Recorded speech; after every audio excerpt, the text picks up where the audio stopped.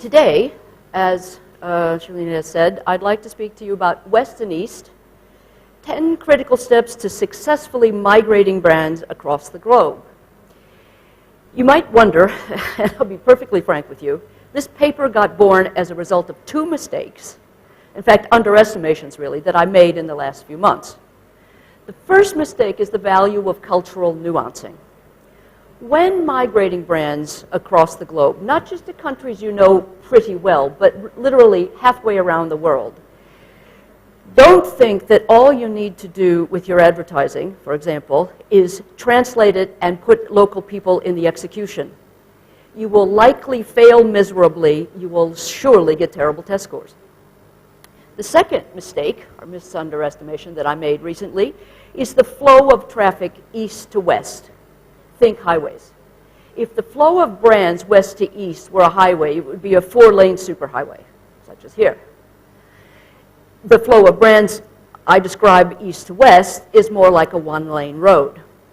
Think of this. Of 170 members of the Swiss-Chinese Chamber of Commerce in Geneva, 163 are Swiss.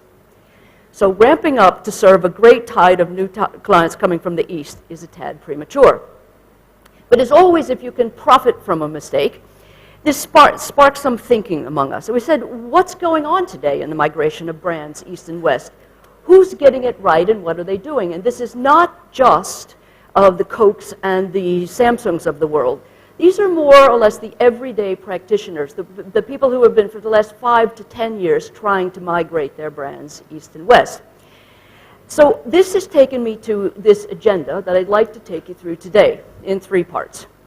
So what is the state of the global brandscape today? And this will be findings from Y&R's Brand Asset Evaluator. You're young and Rubicam, you have to do what? BAV, but we turned up some very, very new and interesting things for this presentation. The second is what does it take to successfully migrate brands globally? And here are 10 best and next practices from Y&R's global practitioners. And finally, who's getting it right, a stellar case. I should say that the sources of my paper are 13 people in a global network. I list them at the end of the presentation, who gave generously of their time and their insights and their expertise, but also importantly, who gave a lot of their backstories to me. And this is what helped me put this paper together.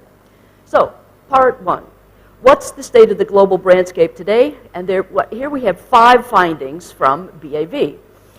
In fact, one of my Asian interlocutors told me, to be perfectly frank, the state of the global brandscape today is often anarchic. In fact, there's good reasons for staying home. This applies to the East in particular, but not exclusively. You have strong B2B cultures with generic offerings. There's no strong value for branding. There's an enormous home market, whether India is 1.2 or, as I've heard, 1.6 billion. It's a lot of people. There are government policies in general that, not just India, I'm speaking generally, that sometimes restrict migration or restrict import. There are always high opportunity costs, which involve new cultures, barriers to language, habits, competition, distribution, the whole business. And of course, sometimes when you arrive on another shore, the only difference you provide is a lesser quality or a cheaper price. So there's no reason to leave home. And finally, sometimes brands have deep pockets, and instead of starting from scratch, you shop around and you buy what's out there. And there's another, in fact, an Indian interlocutor I spoke with said to me on the global brandscape, so he said, it's just too risky to play cowboy. And indeed it is. So many times you don't go global. At the same time, when we asked the question, what's going on the global brandscape, of course, we turned, as we always do, to our Brand Asset Evaluator. Now, even though it's after lunch, and even though you're probably a little bit sleepy after a nice full lunch, I got to take you through some slides about BAV. I promise you there's 4, and then you'll all be experts.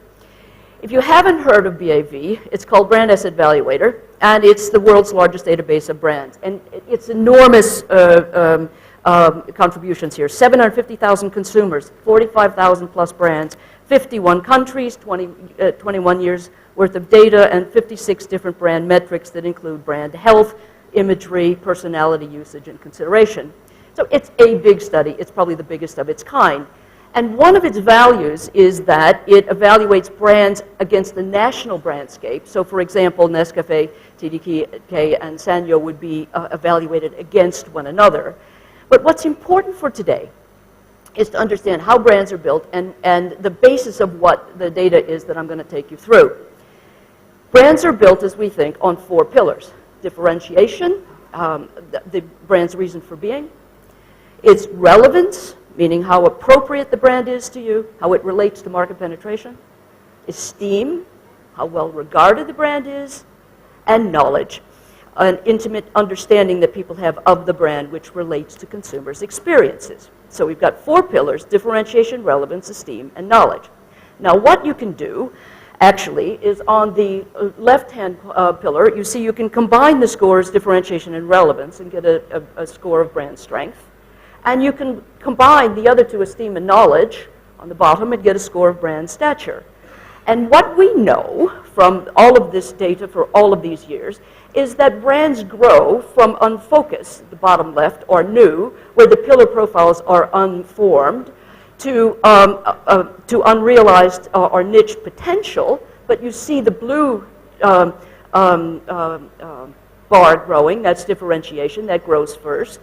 All of the most powerful brands, the leadership brands at the northeast quadrant, have a pillar profile that's extremely strong.